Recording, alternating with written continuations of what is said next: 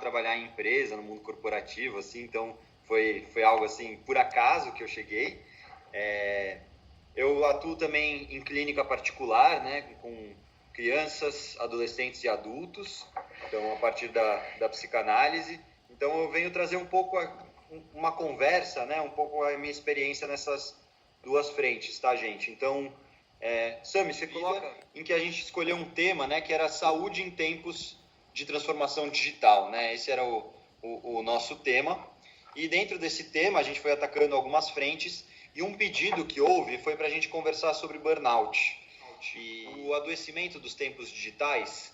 Então, é uma pergunta, assim, quase colocaram sem interrogação. Eu fiquei, gente, tem que ter interrogação, né? Porque não é uma afirmação, é uma discussão que a gente pode ter aqui durante a conversa, né? E, bom, quem que se arriscaria a explicar o que é um burnout, assim, de primeira vez? Não tem certo e errado, viu? Não tem mesmo. Ainda mais quando a gente está falando de quadros de adoecimento psicoemocional,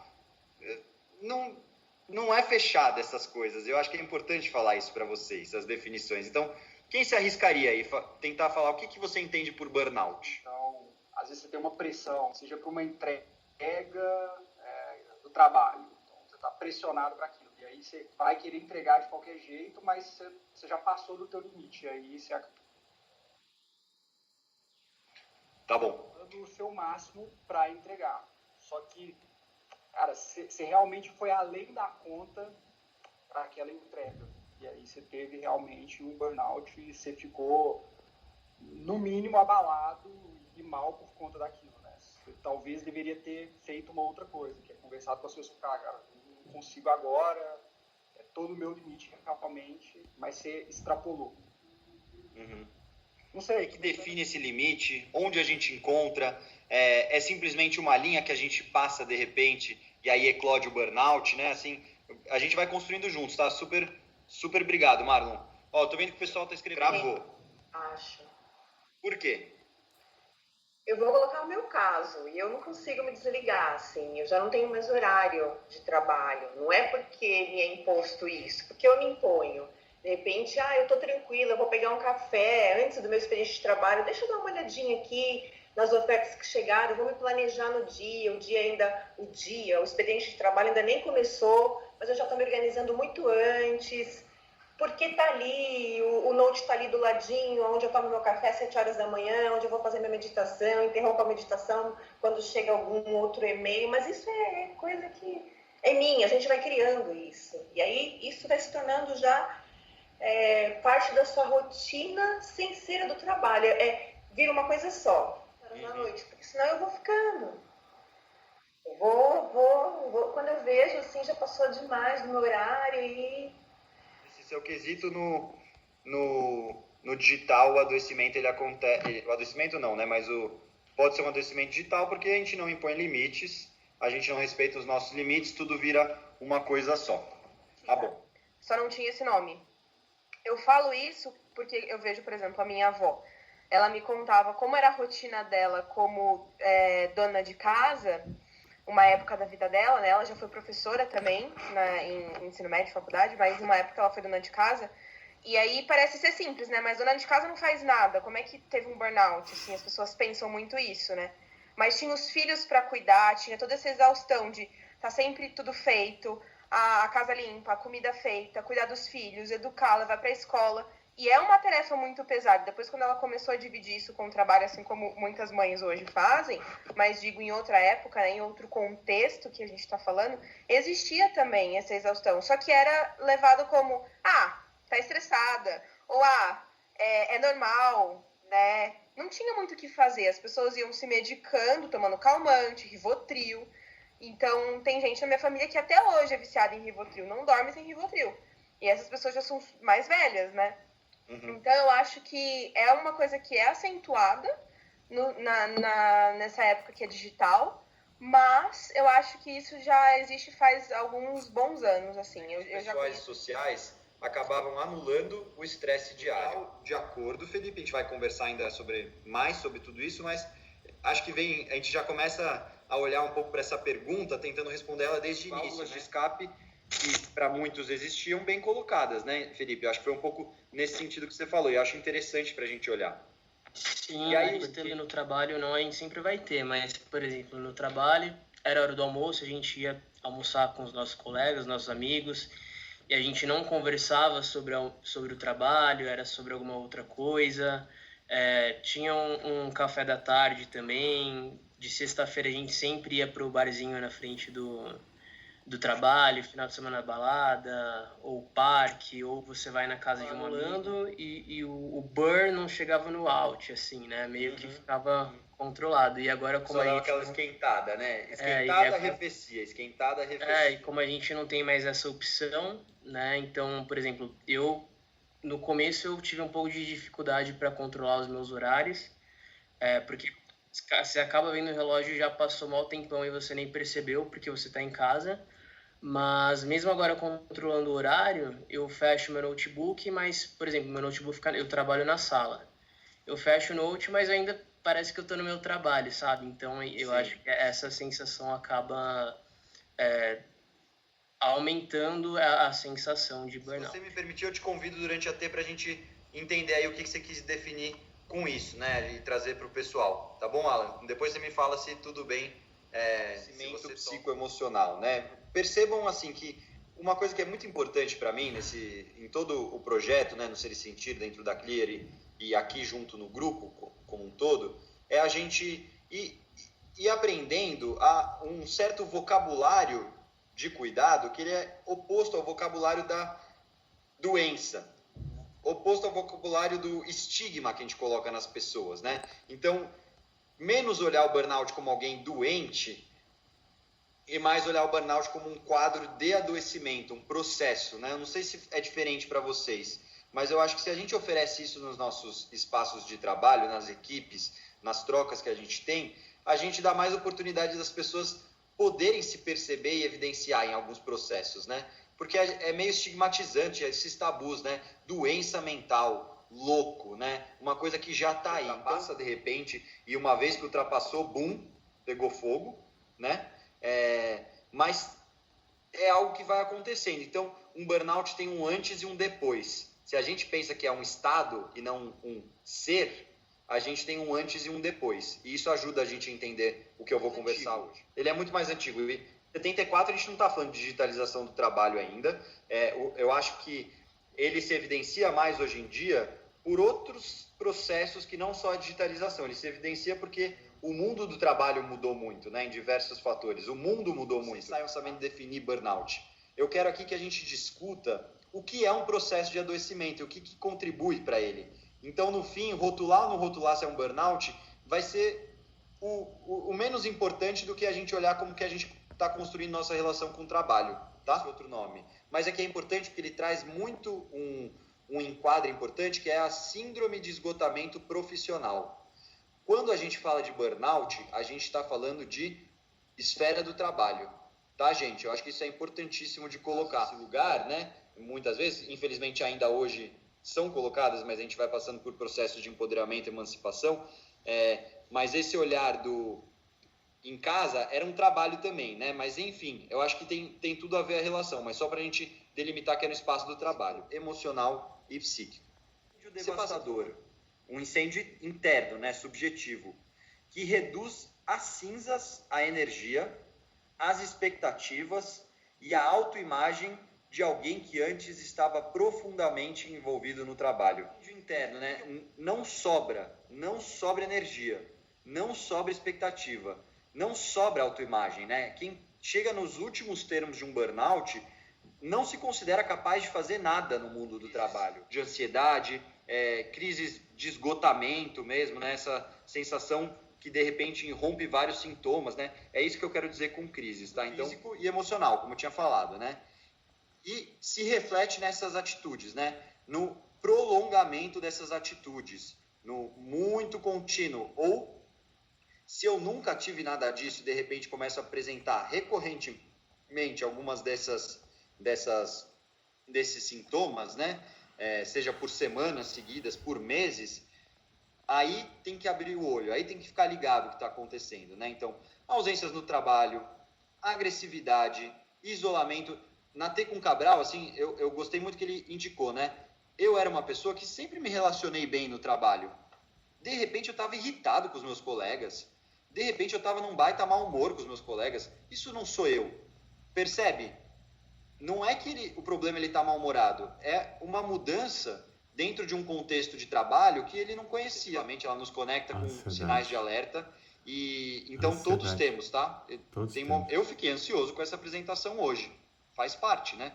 Porque isso me ajuda a me concentrar no que eu vou fazer. A depressão também como sintoma, né? Assim, tanto o Cabral contou, por exemplo, na AT, que o fato dele ter um histórico de depressão encaminhou ele para o quadro de burnout, por aspectos dele. Mas, às vezes, a depressão é um sintoma do burnout. Então, para os nossos estados de humor, a gente não tem a prática de saber descrever bem aquilo que a gente sente e de prestar atenção nisso. A gente costuma achar que tem algo errado, né? Mas a gente não dá muita atenção para isso. Por que eu digo isso? Sami, temos um corpo, nós somos um corpo. Nosso psiquismo, nossas emoções estão incorporadas dentro de um corpo. O cérebro faz parte do corpo, gente. A gente esquece disso, né? Mas o cérebro faz parte do nosso corpo. Então, tem um estado de saúde nosso. E gente, isso é saúde. Apesar de eu estar falando de adoecimento, esse é um corpo saudável, um aparelho psíquico saudável, dá sinais quando... exatamente. O corpo dá sinais, o psiquismo dá sinais pelo corpo de algo que não vai bem na mente, porque é integrado, né? Então, dor de cabeça, enxaqueca, cansaço, sudorese, palpitação, problema no maxilar que ela nunca tinha tido. E não foi nem na clear, assim, né? Mas chega em limites que às vezes pode chegar próximo, eu gosto dessa imagem, desligamento da chave geral. O burnout chega nesse ponto, assim. Que é isso, assim, a gente vai vendo que a luz está dando uma piscada, a gente vai vendo que tem um cabo desencapado, a gente vai vendo que quando a gente liga o aspirador junto com a caixa de som, o carregador do celular e o ventilador junto, dá uma faiscada, mas a gente fala, depois eu vejo, né? Depois eu olho isso. E cai a chave geral. Em geral, do quadro de burnout, é de uma pessoa envolvida com o trabalho. De uma pessoa que vê um sentido no trabalho, de uma pessoa que gosta daquilo que faz. Então, assim, se você entra num trabalho que você já odeia, e isso te custa muito, não vou dizer que não é um burnout, mas o quadro do burnout está mais ligado a esse processo em que você gostava de fazer algo e, de repente, muda muito a relação, se concentrar. Seu rendimento cai. E aí começa um ciclo vicioso, que é um sintoma do burnout. E isso é algo que vocês devem estar muito atentos e atentas, né? Que você não está conseguindo fazer aquilo que você deveria, porque você não tem motivação para fazer aquilo que você deveria, ou porque você não está conseguindo se concentrar. E aí, o que você faz? Você se sente culpado e começa a fazer hora extra. Limites, lembra? O que a Karen trouxe lá no começo, né? Assim, raiz, né? O burnout é a raiz. Então, perda de disposição, dificuldade para levantar, alterações de sono. Em alguns casos, a ansiedade pode ser mais evidente do que a depressão até. Mas são sinais de um caminho, né? Alan, isso é um envolvimento pessoal com o trabalho. Eu vou até voltar aqui, mas conta um pouquinho aí. Não, vamos lá. Bom, acho que essa pandemia tá gerando situações desconfortáveis para muita gente, né? Eu estou vivendo com a minha companheira, né? E minha companheira foi uma bem afetada aí pela pandemia, né? E algumas situações, sei lá, que ainda bem que eu estava um pouco preparado para esse tipo de caso, que no passado não estaria, né? Mas teve uma situação que aconteceu esse final de semana que assim, foi meio desagradável para ela, mas eu acho que eu acabei conseguindo contornar, né? Eu peguei esse final de semana, né, como ela tá parada, né, não está trabalhando nesse momento devido à área dela não estava bloqueada por causa do governo, né? A gente acabou saindo, né? Eu acabei indo em uma loja de materiais com ela para comprar umas coisinhas para dar uma mudada na casa, para dar uma animada nela, né? Para que ela sair desse impasse. Só que aconteceu algo algo muito que eu nunca tinha visto, né? Ela ficou com pânico de tanto ver gente em uma loja de construção. Ela travou em um lugar, cara, e quase começou a chorar. Aí eu peguei ela, levei para um canto, falei, calma, amor, você tá vendo as pessoas, você não vê e tal. Mas eu acredito que é por causa que ela tá insatisfeita, né? Ela tá insatisfeita com o momento que ela tá vivendo agora, que ela não tá conseguindo trabalhar, né?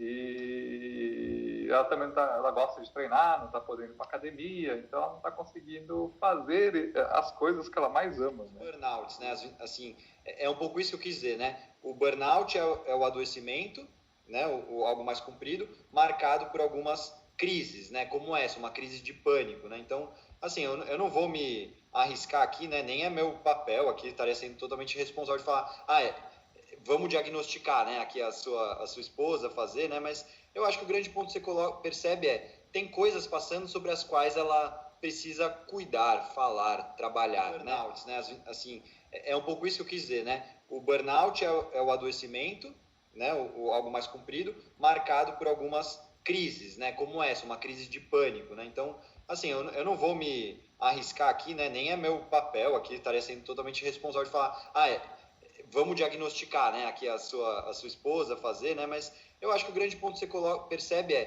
tem coisas passando sobre as quais ela precisa cuidar, falar, trabalhar, né? Ela, da época da Clear, convidou ela para um almoço, tal, para conversar, e ela falou que a pessoa não, a coordenadora não reconheceu ela, assim, não reconheceu. A despersonalização tem a ver com isso, da gente não se reconhecer em quem sempre fomos e até o outro perceber, né, que você está muito mudado, tem a ver com isso, a despersonalização. É uma percepção, é um termo mais subjetivo, né? Não quer dizer que a sobrancelha muda de lugar com o olho, né? Assim, brincando, assim, não tem uma coisa tão prática.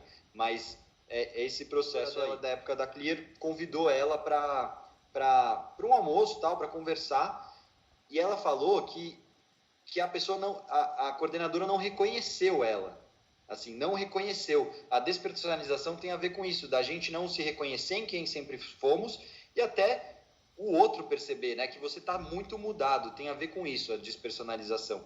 É uma percepção, é um termo mais subjetivo, né? Não quer dizer que a sobrancelha muda de lugar com o olho, né? Assim, brincando, assim, não tem uma coisa tão prática, mas é esse processo aí. A gente não está tendo um impedimento do trabalho no nosso campo em geral, né? Mas a gente está tendo um excesso de trabalho, por exemplo, na Clear. E esse excesso, às vezes, faz a gente perder a noção do sentido, porque é tanta coisa que a gente não sente que a gente está fazendo para um cliente específico, para alguém.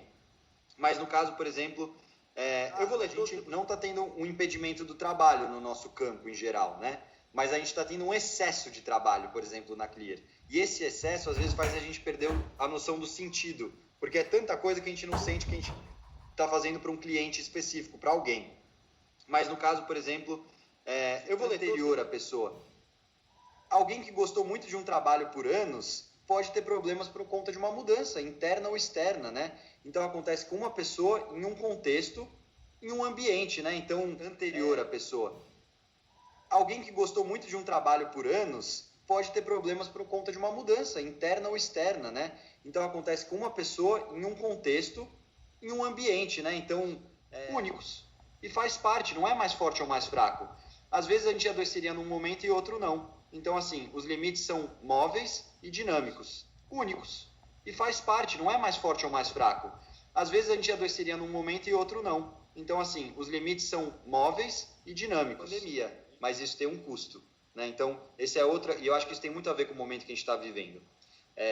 Sobrecarga mental, ambiente ruim, falta de ferramentas para lidar com essa sobrecarga mental e o ambiente ruim. Esse é o encontro, é outra tríade assim que a gente pode trabalhar para entender o que é o processo da pandemia, mas isso tem um custo, né? Então, esse é outra, e eu acho que isso tem muito a ver com o momento que a gente está vivendo.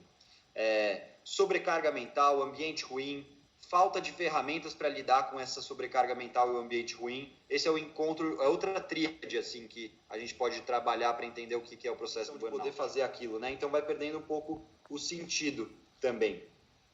Tá tudo normal fazer aquilo, né? Então vai perdendo um pouco o sentido também. Tá tá tudo normal. O cuidado, né, exige muito. E se o cuidado vai perdendo sentido, e o cuidado perde sentido para uma mãe, para um pai dentro de casa, porque os filhos crescem e eles vão exigindo menos os cuidados, né? Também vai perdendo um sentido, um propósito, né? Também, por isso que eu não diria que é um burnout, Ana, ao pé da letra, por não ser um exemplo no mundo do trabalho, né? Apesar de esse paralelo que era quase um trabalho, né? Mas acho que é um processo de esgotamento, sim. Então, cuidado, né, exige muito. E se o cuidado vai perdendo sentido, e o cuidado perde sentido para uma mãe, para um pai dentro de casa, porque os filhos crescem e eles vão exigindo menos os cuidados, né? Também vai perdendo um sentido, um propósito, né? Também, por isso que eu não diria que é um burnout, Ana, ao pé da letra, por não ser um exemplo no mundo do trabalho, né? Apesar de esse paralelo que era quase um trabalho, né? Mas acho que é um processo de esgotamento, sim. Então, que são cargos que cuidam das pessoas, né? Que fazem gestão de pessoas. Então, você gestor, você gestora, eu acho que vale muita atenção com esses estados para vocês mesmos, tá? Acho super importante colocar isso. Que são cargos que cuidam das pessoas, né? Que fazem gestão de pessoas. Então, você gestor, você gestora, eu acho que vale muita atenção com esses estados para vocês mesmos, tá? Acho super importante colocar isso. É diferente a estafa, né? Que é o cansaço emocional agudo. Às vezes a gente fica estafado, né? A gente passa... Putz, tive uma semana que eu tive a entrega do lançamento de tal produto. Trabalhei muito mais, eu estou estafado. Se eu descansar uma semana, eu me recupero. No caso do burnout, que é um estresse prolongado, é a perda do sentido no trabalho e não adianta só descansar. Não é uma semana, não é tirar férias que vai resolver um burnout. Isso é muito importante. É diferente a estafa, né, que é o cansaço emocional agudo. Às vezes a gente fica estafado, né? A gente passa... Putz, tive uma semana que eu tive a entrega do lançamento de tal produto. Trabalhei muito mais, eu estou estafado. Se eu descansar uma semana, eu me recupero. No caso do burnout, que é um estresse prolongado, é a perda do sentido no trabalho e não adianta só descansar. Não é uma semana, não é tirar férias que vai resolver um burnout. Isso é muito importante, né? Vou antecipar as férias. Gente, férias não é a mesma coisa que afastamento. Afastamento é como assim, né? Um jogador de futebol que está com um estresse muscular, né? E se machuca. Ah, eu vou te dar férias então para cuidar disso e depois você volta, né? Não, ele precisa ser afastado, ele precisa cuidar daquilo para poder jogar, né? Vou antecipar as férias. Gente, férias não é a mesma coisa que afastamento.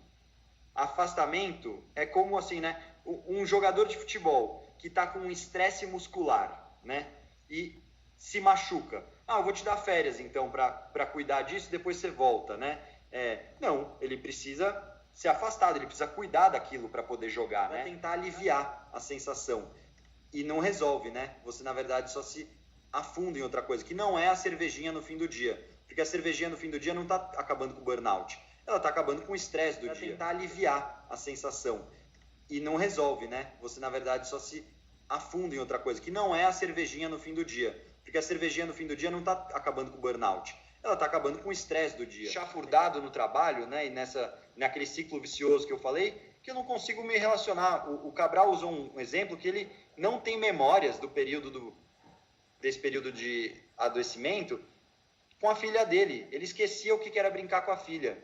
Não tem sinal maior de despersonalização do que isso, assim. Chafurdado no trabalho, né? E naquele ciclo vicioso que eu falei, que eu não consigo me relacionar. O Cabral usou um exemplo que ele não tem memórias desse período de adoecimento com a filha dele. Ele esquecia o que era brincar com a filha.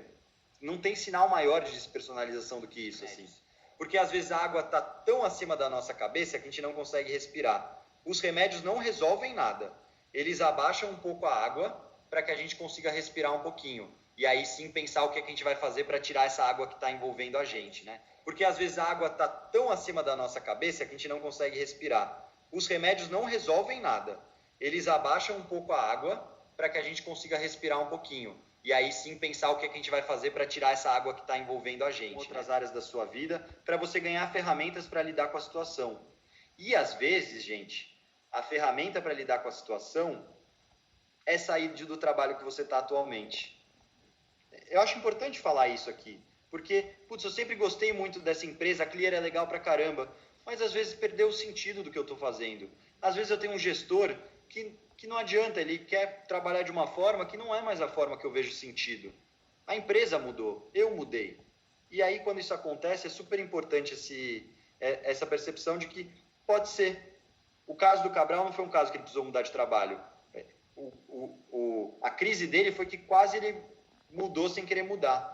Da Gil, ela precisou mudar de trabalho. Naquele contexto, não tinha condições dela retomar um trabalho saudável. Outras áreas da sua vida, para você ganhar ferramentas para lidar com a situação. E, às vezes, gente, a ferramenta para lidar com a situação é sair do trabalho que você está atualmente. Eu acho importante falar isso aqui, porque, putz, eu sempre gostei muito dessa empresa, a Clear é legal pra caramba, mas às vezes perdeu o sentido do que eu estou fazendo. Às vezes eu tenho um gestor que não adianta, ele quer trabalhar de uma forma que não é mais a forma que eu vejo sentido. A empresa mudou, eu mudei. E aí, quando isso acontece, é super importante essa percepção de que pode ser. O caso do Cabral não foi um caso que ele precisou mudar de trabalho. A crise dele foi que quase ele mudou sem querer mudar. Da Gil, ela precisou mudar de trabalho. Naquele contexto, não tinha condições dela retomar um trabalho saudável. Tenta atingir algo que... Gente, excelência é super importante no mundo do trabalho, claro, né? É um valor. Mas ninguém é excelente o tempo inteiro. A gente busca excelência coletiva, a gente constrói excelência coletivamente. A gente não pode individualizar isso para algo que não existe, né? Tenta atingir algo que... Gente, excelência é super importante no mundo do trabalho, claro, né? É um valor. Mas ninguém é excelente o tempo inteiro. A gente busca excelência coletiva, a gente constrói excelência coletivamente. A gente não pode individualizar isso para algo que não existe, né? Ela teria os picos e os vales dela. Qualquer pessoa que eu chamasse, né? Eu usei como exemplo porque eu acho que a gente olha nesse sistema hierárquico, né? Assim, e no sentido de que são cargos e responsabilidades diferentes e a gente sempre acha que a pessoa acima da gente está dando conta de tudo, né?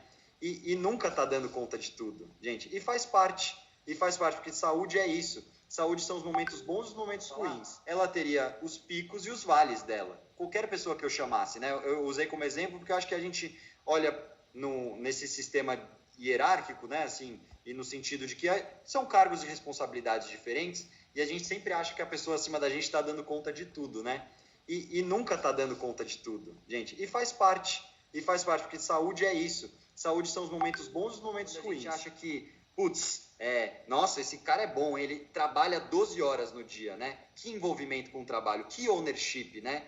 Ownership não é trabalhar 12 horas e abrir mão da própria vida, né? Isso não é ownership, não. Então a gente se afastar disso. A gente acha que, putz, nossa, esse cara é bom, ele trabalha 12 horas no dia, né? Que envolvimento com o trabalho, que ownership, né?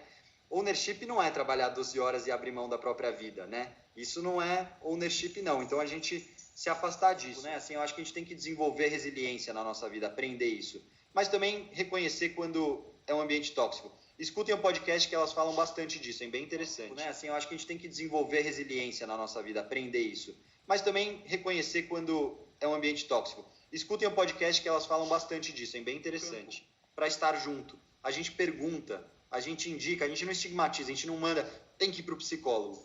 A gente convida, né? Sinto que você não está bem. Você gostaria de conversar?